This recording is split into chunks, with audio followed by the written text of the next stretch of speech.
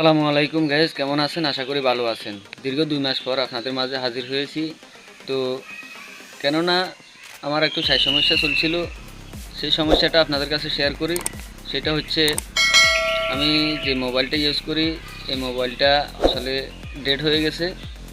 তো সেই জন্য জিমেলগুলো ফিরাইতে একটু সময় লেগেছে। তো এখন থেকে আবার আপনাদের মাঝে নতুন নতুন ভিডিও আপলোড দেওয়া হবে। আপনারা আমার এই চ্যানেলের সাথে থাকবেন, অনুগ্রহ করে আপনাদের কাছে রিকোয়েস্ট। তো যারা দেখতেছেন ভিডিওটা শেয়ার করে দিবেন।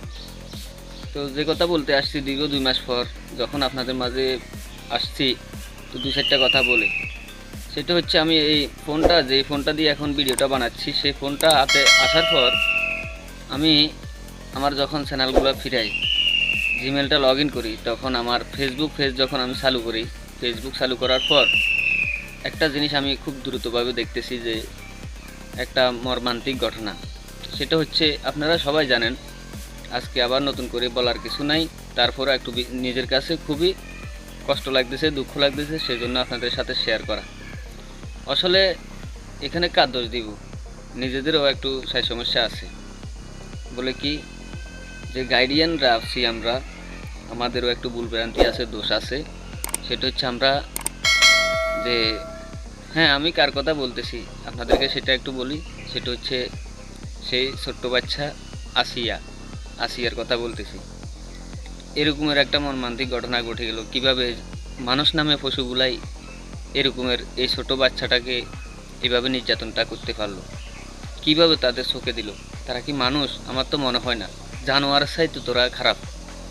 তো গার্ডিয়ানের যে কথাটা বলতে চাইছিলাম, সেটা হচ্ছে, আমরা গার্ডিয়ানেরা কে, আমি গার্ডিয়ানদেরকে সবাইকে বলতেছি, তো বাচ্চাদেরকে আপনারা কোথায় পাঠাচ্ছেন, কোথায় যাচ্ছে, যেই জায়গাতে পাঠাচ্ছেন সেই জায়গাটায় ঠিকঠাকভাবে যা পৌঁছেছে কিনা ওইটারও একটু খবর নেবেন। আর যাওয়া পর্যন্ত আপনারা এটার কেয়ারফুলি থাকবেন।